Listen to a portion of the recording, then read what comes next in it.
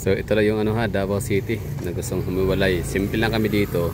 Slow pacing, safety, malinis. Hindi siya chaotic na syudad. Pero mayaman pag receive, ano? Hindi man kami mataas ang aming tourist arrivals. Hindi man kami ganoon ka dinadayan ng mga banyaga, pero kaya namin mag-sustain, no? Kasi mataas ang aming economic growth. Yung aming economic activities dito, no? Buhay na buhay. Kasi meron kaming mga pera talaga mga tao dito, no? May mga hanap buhay, kumikitang pangkabuhayan, may mga farms, no? So talagang may mga pera. Mataas ang purchasing power sa Davao City. Kung gusto niyo mag-invest sa Davao City, I highly recommended pagkain. Kasi dito yung mga food businesses sa Davao City, isa yan talaga sa mga dinudumog, pinupuntahan, no? Lalo kapag kabago, nako, puputitahin, no? Lalanggamin yan ng mga tao dito. So, yan, maraming mga investor sa Davao City mga napupuntahan dito. Kasi nga, buhay na buhay yung kailang business. Kasi nga mataas ang purchasing power. Kasi mga tao dito may trabaho, may kita, kahit paano, no? So, maliban din naman sa mataas ang purchasing power, I mean, yun na yun, no? Purchasing power, tapos ang safety din. Kasi may mga lugar naman na mataas ang purchasing power, pero useless din naman siya kasi hindi naman safety, no? O hindi siya, delikado siya para sa mga investors, no? Kasi maraming mga hold up, kidnap for ransom. Marami tayong mga naririnig na ganyan, ha, na mga mayayaman. For example, yung may-ari ng Mercury Drug, di ba? Siki. So, ano yun? Mayaman, bilyonaryo. Kinidnap siya. This time lang, ha, sa time ni PBBM, tapos pinatay. So yun, 'di ba? Ibig sabihin nun, aanin mo yung yaman ng iyong pera. Kita mo tong mga kurakot pati mga congressman, 'di ba? Ang dami lang pila bilyones, pero bakit sila talaga doon nag-aaral ang mga anak nila sa ibang bansa? Kasi nga safety purposes, no. So ligtas doon, kasama nila mga kaklase nila ay mga anak ng mga hari, no, mga king and queens or mga prince and princesses. So hindi sila delikado kapag doon pinapaaral mga anak nila. So dito sa Pilipinas, ibig sabihin hindi safe sa mga ibang mga lugar, no, ng mga universities, kaya doon na pinapaaral. So dito sa Davao City, mga magulang, sabihin natin na may mga estudyante dito coming from different regions, galing sa Calabarzon, galing sa Soc-Sargen, galing sa Caraga region, sa may Central Northern Mindanao. So may mga estudyanteng galing doon sa mga lugar na yan, ng mga rehiyon na yan. Dito nila sinesend ang anak nila for colleges sa Davao City kasi nga safety. Kaya kita nyo, ang daming eskwelahan sa Davao City kasi booming.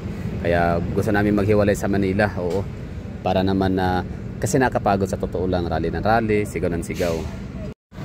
Panay ang panawagan natin, no, na itigil ang corruption at bumaba sa pwesto yung mga mandrogas na mga natin, mga magugulang, no, mga oportunista, abusado ng mga leader.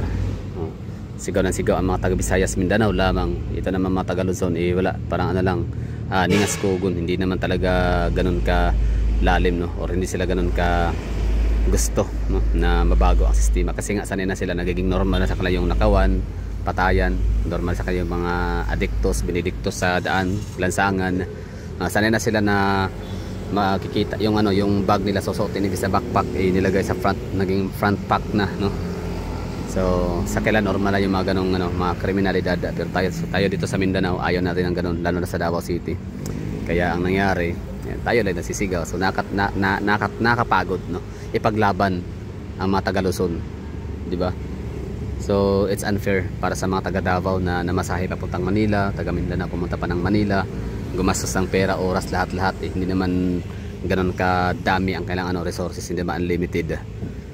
Unlike sa ibang mga rallyista ng NPA na talagang well-funded yan na organization, diba? Sa nakakapagod sa totoo lang, nagiging walang saysay, nagiging useless din ang ending ng mga rally. Panawagan natin mga kababayan para pababain si Marcos at panagutin ang mga may salat, mga kurakot, diba? Useless din. O kita mo, parang wala na, humupa na.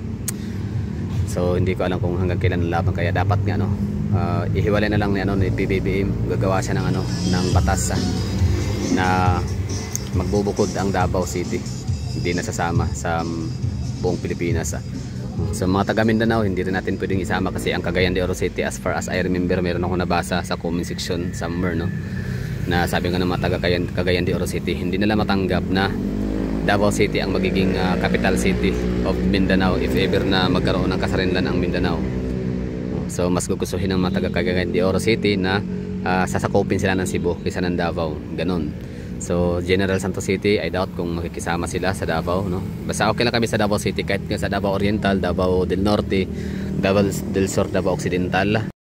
Hindi natin masasabi na sila ay sasama, no, or magpapa-under sa mga Duterte as president sa Mindanao, kasi unang-una pumirma nga si Zamora ng Davao de Oro, no? Itong si Almario naman ng Oriental, hindi naman siya pumirma, pero isa siya sa, ano, sa tropa ng mga basta isa siya sa, ano, pinakaunang ng batikos kay BP Sara. Nagki-question sa kanyang, ano, in confidential funds at ano pa yung mga problema nila, issue na kay BP Sara. So yung dalawang yun na nabanggit ko ay isa yun, dalawa yun sa malinaw na total sa mga Duterte, kasi nga hindi na sila makapagpangurakot. Itong Davao Oriental, hindi lang siguro masyadong na-expose yung, ano, mga flood control projects sila doon sa lugar nila. Hindi ko alam, no, makakasagot ho niyan mga taga Davao Oriental na yung, ano, yung neutral, hindi yung bayad, hindi yung natatrabaho sa opisina ni Congressman. Yun naman talaga, kapag natatrabaho ka sa opisina ni Congressman, matik yan, supporter ka niyan. Kasi nga palamunin ka ng, ano, pasahod ka ng opisina niya. So ano pa ba, no? So sa Del Norte, sino ba sa Del Norte? Lagdameo. Ilang distrito ang Del Norte? Parang dalawa yata. So Lagdameo number 1 yan. Diyan papayag na magiging presidente ng Mindanao ay si Duterte, ang mga Duterte, kasi nga hindi nga sila makapagpangurakot. Alam niyo na yon, may mga kabalbalan silang pinagagawa na alam nilang aayawan at ipagbabawal ni BP Sara. So punta naman tayo sa may Davao Occidental. So si Cagas yun, di ba, pumirma sa impeachment ni BP Sara. So yun. Sino pa ba ang mga pumirma sa, ano, impeachment ni BP Sara? Basta yung mga pumirma sa impeachment ni BP Sara, ano yun, red flag na yun, no? Ibig sabihin meron silang mga ginagawang kabalbalan. At kita mo na ngayon, sila Arjo Atayde, pumirma yan, no? Ay hindi pa pala, parang bagong second term na yata, no, ni Congressman Atayde. Anyway, so yun, bali Davao City, no, willing kami maghiwalay. 1.8 million, sapat na ho yan para magkaroon ng kasarinlan. If I'm not mistaken, ang Timor-Leste ay meron silang 2.8 million yata, kung di ako nagkakamali. Tapos ang Brunei meron silang hindi man lang umabot ng 1 million ang population na, pero kita nyo ang yaman, di ba? So ulitin ko, ang Singapore, nung humiwalay sila sa Malaysia, hindi sila mayaman, mahirap lang silang bansa. Pero ang Davao City mayaman, ano, 5th wealthiest city in the Philippines in terms of GDP, next to Quezon City, Makati City, Taguig City, and Manila, City of Manila.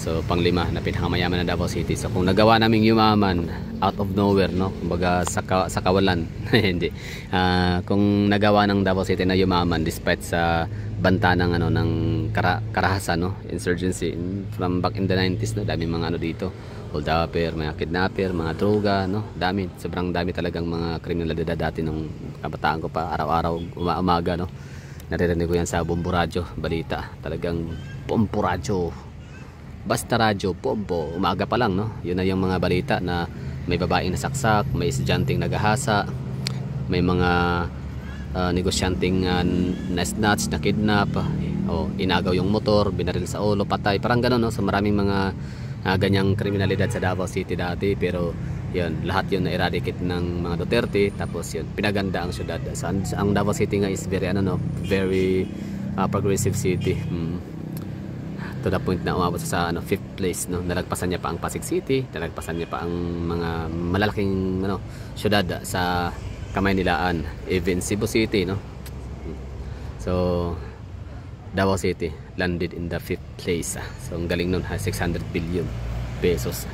Malaking, ano yun, malaking pera yun para ibulsa ni BBM at ng kanyang tropa. Kaso nga lang, kaya nga kapag hirap din nilang, hirap nilang payagan na magkaroon ng kasarinlan ang Davao City, kasi alam nila malaki ang pakinabang sa Davao City sa national funds. Basta willing ang Davao City humiwalay, tumiwalag. Hindi lahat ng Mindanao, kasi yan nga si Lord Suwan, di ba, ng Cagayan de Oro City, isa yan sa tototol sa pagiging presidente ng mga Duterte sa Mindanao. Kumusta na yung yung BARM, di ba? Hindi tayo sure kung honest to goodness ba yung mga leader ng mga taga BARM, although makakasagot niyan ay mga kababayan nating mga membro ng BARM, no, or sakop sa teritoryo ng BARM. Di ba si Adjong pa lang, di ba, ng congressman ng Lanao del Norte ba yon? Basta sa may Marawi ba yon yata? So sa may Lanao, di ba? Ayaw yun, total yun maging presidente ng mga Duterte, kasi nga walang kurakot, walang corruption sa mga Duterte. rules and regulations ho nila yan.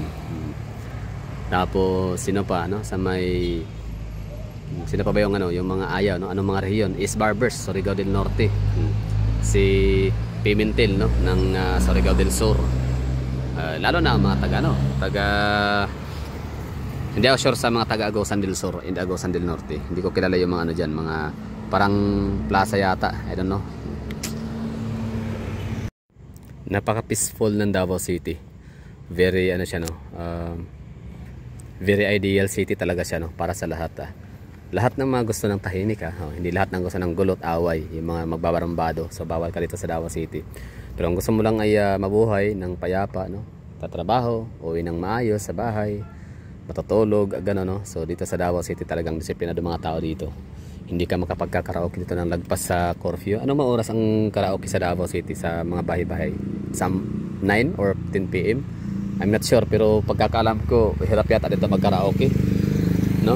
So talagang may mga kapitbahay ka madami, so nakahiya dito na ma-verbal reprimand ng iyong kapitbahay. Kasi nga nung nakarang mga linggo mayroon kaming birthday celebrant, mayroon kami sineselebrate na birthday, so dapat kami ay tawag nito, dapat kami ay magkakaraoke, pero parang nakakahiya na kakanta kami kahit pasabihin natin na mga ganda ng boses, but still ingay is ingay pa rin yan no? So respeto sa kapitbahay. So ganyan kami dito sa Davao no, nagrespetuhan, nag-iingat kami no na wag kami makaabala ng iba. So Davao City napaka peaceful na lugar na syudad. So ano siya, dapat kami humiwala na talaga sa gulo ng Manila. Dadamay kami sa Davao no. Gulo ng Pilipinas, dami ang Davao. Sobrang treasured at pinapahalaga namin, pinapasalamatan namin itong mga Duterte kasi nga transform nila yung syudad ng Davao City na dating Nicaragua. So ngayon ay ang ganda ng lugar, napaka peaceful, tahimik. Kita mo naman yung mga proyekto sa Davao City, yung mga ginagawang mga facility dito, hindi talaga siya corrupted, hindi siya tipid. Kita mo naman to, di ba? Flood control project. Kita mo tong aming sidewalk, di ba? Hindi lang siya basta daanan ng mga tao, hindi lang siya basta kanal, no? Kundi meron pa siyang railings talaga. So safe ang mga tao maglalakad na may mga dalang mga batang maliliit. So hindi talaga ma-overshoot or mahuhulog sa kanal. At maliban sa maganda yung daanan, may mga pailaw pa, konkreto. Meron pang mga gaya nito, parang may mga equipment pa no, or pasilidad na pwede kang magano diyan exercise. So mga cardiovascular. Diba? Ganda kaya yan no. Yan yung palatandaan na talagang aasinso ang isang syudad, yayaman. Hindi lang basta mayaman kundi balance man, mayaman ligtas pang tirahan, may kaayusan, may disiplina ang mga tao, progresibo. Yan ang atas hindi kurako, talagang well spent money. So ganyan ang mga Duterte dito sa Davao City.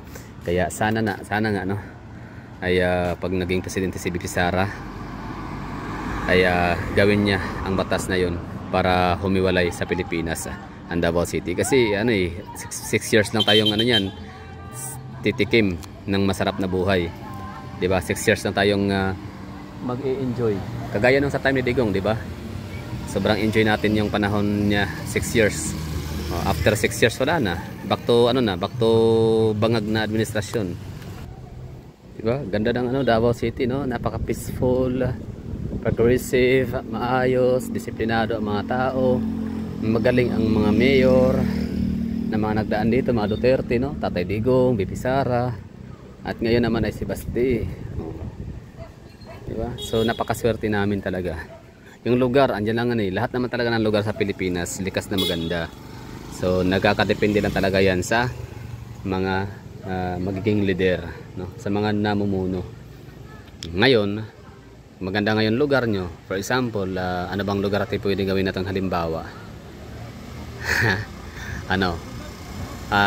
Wait lang Manila, yun, for example, City of Manila. Ang ganda ng lugar niyan, napakagandang syudad ng City of Manila, di ba? Tapos pinaganda ni Yorme noong 2019 hanggang 2020,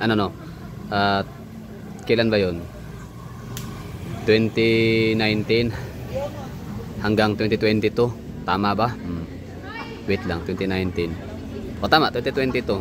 Tapos from 2022 hanggang 2025 Pinaubayan niya ang syudad ng Manila sa kanyang Vice Mayor na si Hani Laconia.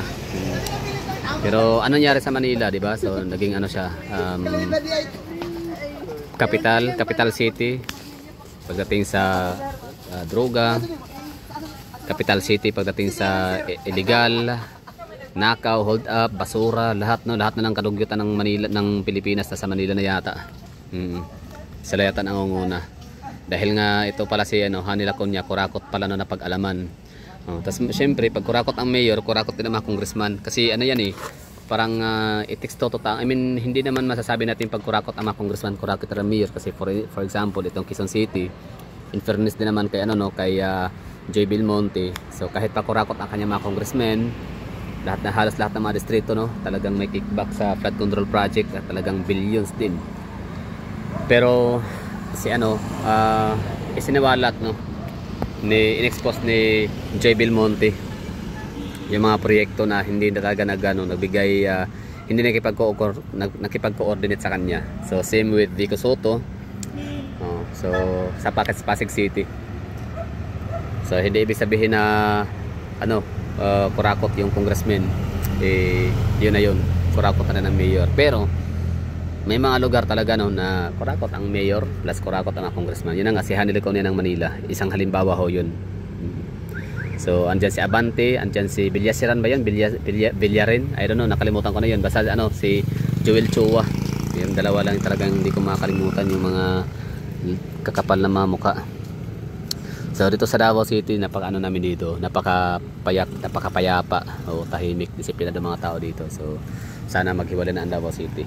So hindi na natin pangarapin na sasama ang ibang mga rehiyon sa Mindanao. Ilan bang rehiyon meron ang Mindanao? So we have Western Mindanao, that's sa Zamboanga Peninsula. We have Northern Mindanao, yan na yung Lanao, Misamis Oriental, Misamis Occidental, and Camiguin, tsaka Bukidnon. Sa Caraga region naman, yun na yung Surigao del Norte, Surigao del Sur, Agusan del Norte, Agusan del Sur, and Dinagat Island. Saan pa ba Agusan del Sur, Agusan del Norte, yung Caraga region, yung limang probinsya. So yung mga andyan, mga namumuno dyan, is Barber, Mrs. ni Ice Barber ngayon ang congressman ng Surigao del Sur, del Norte. Tapos Pimentel naman ang Surigao del Norte, del Sur. Okay, baliktad na. So yun, Lord Suwan ng Cagayan de Oro City. Basta maraming totol, maraming ayaw talaga sa mga Duterte. Hindi dahil sa pangit ang estilo ng pamamahala ng mga Duterte, kundi aayaw na yung mga Duterte family dahil nga sa hindi sila makapagpangulimbat, hindi sila makapagpangamkam na maraming pera dahil nga sa napaka-stricto sa trabaho. At talagang honest to goodness, honesty is the best policy din talaga ang advocacy nitong mga Duterte family. Kaya yun yung rason bakit ayaw nila sa mga Duterte. Pero kami mga taga Davao City, 1.8 million, lagpas pa doon, gustong-gusto namin ang Duterte policy. Willing kami may pag-cooperate. Kita nyo naman talaga kapag kayo bisita sa Davao City, talagang may kita mo dito yung synchronization ng mga taga Davao.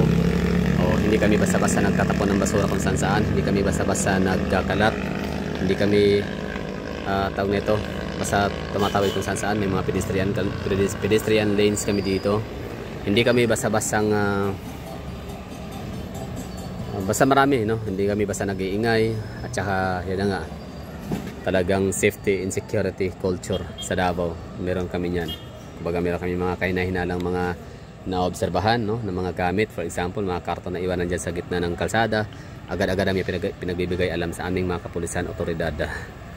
So yun ang Davao City, ang rason bakit kami aalis, hihiwalay sa Pilipinas. Kasi magulo ang Pilipinas. Nadadamay kami mga taga Davao na gusto namin ay buhay na payapa. Gusto namin ng tamang proyekto mula sa ating kabanang bayan. Gusto namin ang presidente mamamahala gaya ng mga Duterte. So kung kayo ayaw ninyo, ayaw ng iba, walang problema yan. So dapat umuwi na ang mga Duterte sa Davao City at yan na nga, maghiwalay na ang Davao City sa Pilipinas.